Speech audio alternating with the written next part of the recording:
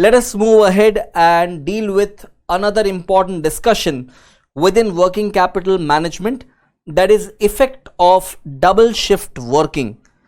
Now, you would have seen a lot of manufacturing companies that work on a double shift basis. So what happens in the factory? The workers would come and work on one shift. That shift of worker, suppose morning shift, they will be doing their job and moving out. Then the second shift of the workers will come in, that is the evening shift, and they will carry on the same work which the first shift workers have left over. Now when you are working with double shift, what will happen? What will be the impact? Use your common sense. Everything gets doubled up, right? Everything gets doubled up. So your production will get doubled up, your raw material requirement, your sales, everything gets doubled up.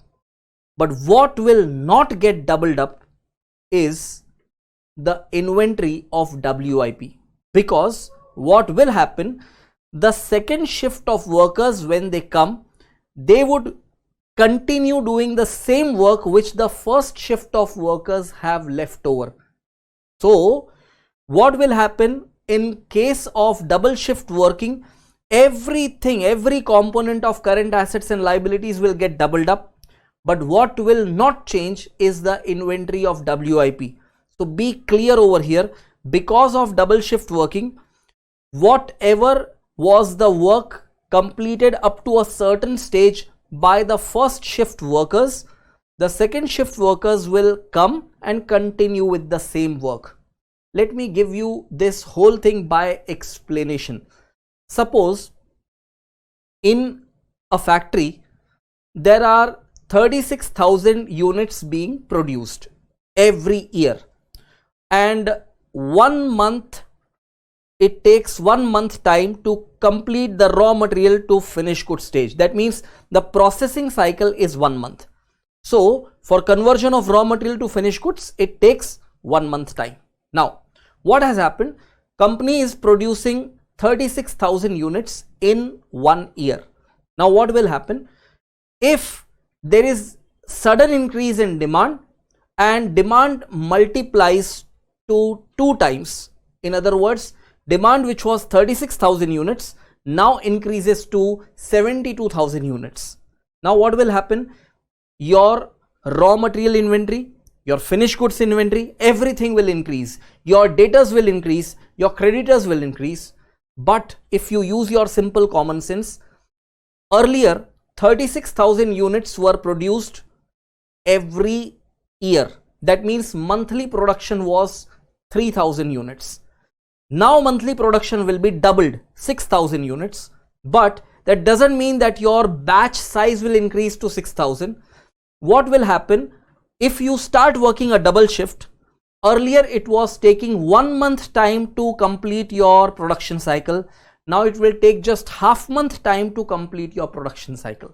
So your WIP units that were there in the process, those were 1 by 12 of 36,000. That will be 1 by 12 of 36,000 equals to 3,000 units. Now with the doubling of production because of impact of double shift, the average quantity in your WIP will not double up. That will remain same, that is 3,000 units.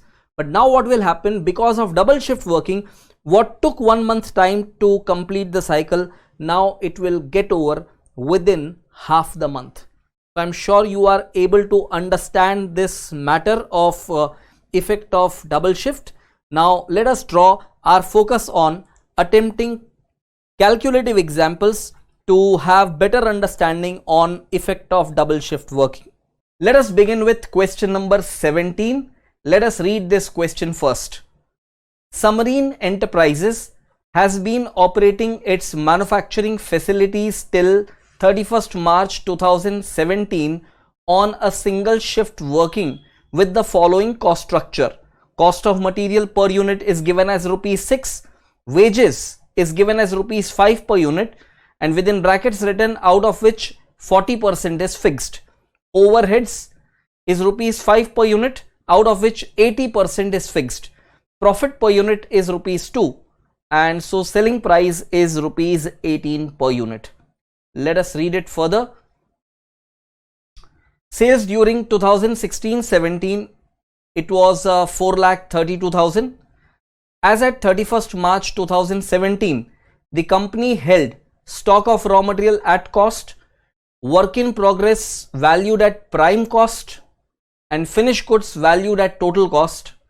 And then you have been reported sundry debtors. Of course, when they report you the balance of sundry debtors, it is the balance of sundry debtors based on the sales value. And when we make our working capital estimations, we generally follow the approach of cash cost basis. Anyway, let us move ahead and read further what is given in the question.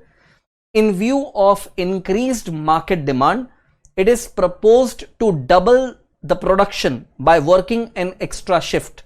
It is expected that a 10% discount will be available from suppliers of raw materials in the view of increased volume of business. Selling price will remain the same. Credit period allowed to customers will remain unaltered. Credit availed of from suppliers will continue to remain at present level, that is 2 months. Lag in payment of wages and expenses will continue to remain half a month. You are required to assess the impact of double shift for long term as a matter of production policy, and to assess the additional working capital requirements if the policy to increase the output is implemented.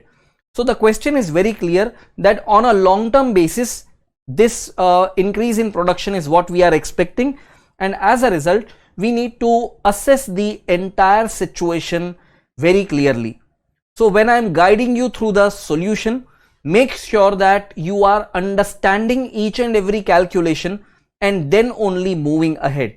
So first what you should do is focus on the current scenario, the situation at present. So in your solution, if you could see, raw material cost per unit is given as rupees 6 per unit. This is already informed in the question.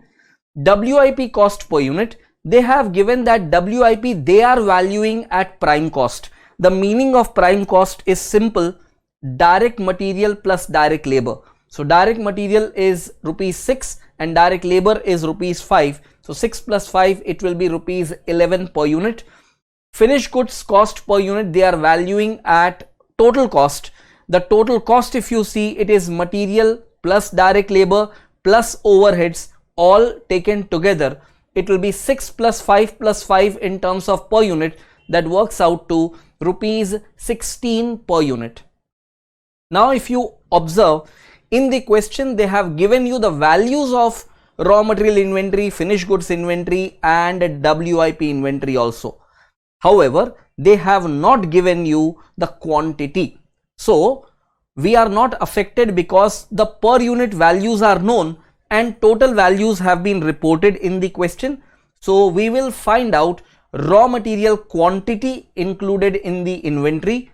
So the total inventory value of raw material is 36,000 given in the question, and the per unit value is rupees 6. So we can conclude that there are 6,000 units of raw material in hand. WIP quantity in inventory. So what is the WIP quantity? We can again figure out the total WIP cost what they have given, that is WIP inventory at cost what they have given, which is valued at prime cost. It is 22,000, and per unit WIP value at prime cost is rupees 11 per unit. So 22,000 divided by 11, the WIP quantity in terms of inventory will be 2,000 units. And likewise you can figure out the finished goods quantity also. The total cost of finished goods is given as 72,000 in terms of rupee value, and the per unit cost what we have found for finished goods, it is rupees 16 per unit. So your quantity of finished goods as an inventory will be 4,500 units. Please do one thing friends, understand each and every calculation and note it down. Now one small working I want you to further include, that is about sales quantity. So the total sales value that is given to you, it is rupees 4,32,000, and the selling price per unit given in the question is rupees 18 per unit. So the sales quantity at present will be 24,000 units. Let us move ahead and write up the calculation further. Next will be debtors at cash cost. Now can you notice one thing, that debtors given in the balance sheet, it is 1,08,000 and selling price per unit is rupees 18. So what you can do is you can work out what would be the amount of debtors at cash cost and what you should do for this purpose. If 1,08,000 is the amount of debtors in the balance sheet which is at the sales value and selling price per unit is 18, you divide that debtors amount by 18 and multiply that with cost per unit 16, the amount of debtors will get converted into cash cost base. So debtors at cash cost will be 96,000. Creditors, you can easily find 24,000 units during the year multiplied by rupees 6 per unit for raw material cost per unit and into 2 by 12 because creditors are allowing 2 months credit, and that will come up to rupees 24,000. Similarly, you can calculate outstanding wages. Outstanding wages again you can compute in the same style, 24,000 units into rupees 5 per unit, and half month of lag is there, so 0.5 divided by 12, that would come to rupees 5,000. And similarly you can also compute outstanding overheads which is also having a time lag of half month, and it will be again rupees 5,000 by calculation. So please write up all these workings and then we shall move ahead. Let us move ahead and continue making the calculations further. So what is the amount of working capital at present? So for this purpose, you know what you do is you just make a statement of current assets and current liabilities. So getting started with raw material inventory, then WIP inventory. Now these values are already known to us. Finished goods inventory, but debtors we are taking at cash cost. So your total of current assets on cash cost basis comes to 2,26,000. Thereafter, you start taking one by one all your current liabilities, trade creditors, then outstanding wages and outstanding overheads, totaling up to 34,000 as total current liabilities. So your working capital amount at present will be A minus B, that will be 2,26,000 minus 34,000, that would give you 1,92,000 of working capital at present. So please write up this working as well and then we shall move ahead. Let us move ahead and look into what is the effect of double shift. First thing what will happen is production and sales quantity increases from 24,000 units to 48,000 units. Revised raw material cost per unit, it will be reduced by 10%. So the revised raw material cost per unit will be 6 minus 10%, that will be rupees 5.40 per unit. Please write up these couple of lines and then I take you ahead. And time for us to move ahead. Now this point is something very important. That will be the revised direct wages calculation per unit. Now what is the existing structure of direct wages? Existing structure of direct wages, wages is rupees 5 per unit, of which 40% component is fixed. So can you notice one thing? At present the wages costing rupees 5 per unit, of which 40% is fixed. So to segregate the fixed and variable portions, what you should first do is 5 per unit should first be multiplied to the present production level, that is 24,000 units. So 24,000 multiplied by 5 would give you 1,20,000 as total amount of wages, of which 40% is fixed. So the fixed amount of wages will be 48,000 and the remaining 60% is variable, which comes to rupees 72,000. So the breakup of 1,20,000 at present is this. Now what will happen in the revised scenario where the production quantity is getting doubled? Instead of 24,000, now you will be having 48,000 units to be produced. So revised calculation will go with 48,000. The fixed part of the wages will remain unchanged. That will be 48,000 as it is. The variable part will definitely change. Now, how will you compute the variable part? I would say for 24,000 units, the variable portion of wages was 72,000. So for 48,000, how much? So you can simply apply the calculation of 72,000 by 24,000 into 48,000, which would come to 1,44,000. And finally, that total is 1,92,000 for the revised situation. And therefore, the per unit amount of direct wages under the revised situation will simply be computed by taking 1,92,000 divided by revised production quantity of 48,000 units. It will come to rupees 4 per unit. So please understand each and every aspect of this calculation and note it down. In the similar style, we would work out the revised amount of overhead cost per unit.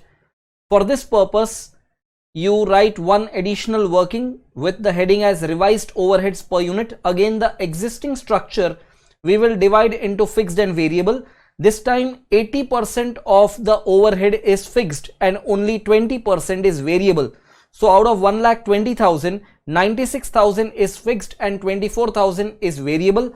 When you come to the revised calculations, the fixed portion will remain unchanged, that is 96,000. Variable portion, it was rupees 24,000 for 24,000 units. So how much will be for 48,000 units? So it will be 24,000 by 24,000 into 48,000, that will be 48,000. When you take the aggregate of fixed and variable under the revised calculations, it comes to rupees 1,44,000. So the revised amount of variable and fixed overhead taken together in terms of per unit, it will be rupees 3 per unit. So please note down this as well, and then we shall move ahead. Alright friends, I'm sure you have finished writing and understanding this entire working. Let us move ahead and now write up the further workings. So we have already worked out that raw material cost per unit now will be 5.4. WIP cost per unit will be 5.4 plus 4. 5.4 is raw material cost and 4 is direct wages per unit. So 5.4 plus 4. Because WIP is valued at prime cost means only and only aggregate of direct material and direct labor. Of course, prime cost will also include direct expenses, but in this question there is no information about direct expenses. So we are just taking aggregate of direct material and direct wages only. So that comes to 9.4 per unit. Finished goods cost per unit will be aggregate of 3 components, that is material, labor and overhead. The per unit components will be 5.4 plus 4 plus 3, which is aggregating to 12.4 per unit. So now let us work out the raw material inventory in total. So earlier quantity of raw material inventory was 6,000 units with single shift working. So you can refer that earlier you have made calculation based on 6,000 units. Now the quantity will get doubled. So it will be 12,000 units into 5.4, that comes to 64,800. Now one thing that we have been learning conceptually, that the WIP inventory by quantity will not change. Whatever was earlier, see, one batch size was 2,000 units in the earlier scenario under single shift working. So now what you will do is you will be taking the same 2,000 units for WIP inventory, but now WIP per unit value has come down to 9.4. So the WIP inventory value will be 18,800. Finished goods inventory definitely will get doubled up. Earlier it was 4,500 units. Now it will be double quantity, that is 9,000 units multiplied by the per unit value of finished goods, that is 12.40. Debtors at cash cost. So now again debtors will get doubled up in terms of the quantity. So quantity included in debtors earlier was 6,000 units. Now it gets doubled to 12,000 units. 12,000 units multiplied by the cash cost per unit, that is 12.40, and that is working out to rupees 1,48,800, that is debtors at cash cost. So please write up all these workings and then we shall proceed ahead. Time for us to move ahead and write up the calculations further. That will be the calculation of creditors, outstanding wages, and outstanding overheads. I don't have to explain you these calculations. These three workings are quite straight and simple. Make sure that you write it quickly and then we shall move ahead. Alright friends, I'm sure you have finished writing these workings as well. Let us move ahead, and now we make up a statement of working capital revised as an effect of double shift. So here you just have to list out all the components of working capital. That is, first you write up all your current assets. On cash cost basis, your total current assets comes to rupees 3,44,000. Then you list out all your current liabilities with the revised values, which totals out to 57,200. So your revised working capital will be 3,44,000 minus rupees 57,200. That comes to rupees 2,86,800. And earlier your working capital was lesser, right? So because of this double shift, how much is the additional working capital that you require? So previous working capital amount, that was the existing working capital, it was 1,92,000. So when you subtract 1,92,000 from 2,86,800, what you get is 94,800 as your additional working capital requirement. So write up this last part of the solution, and once you finish writing this, it will be end of the solution.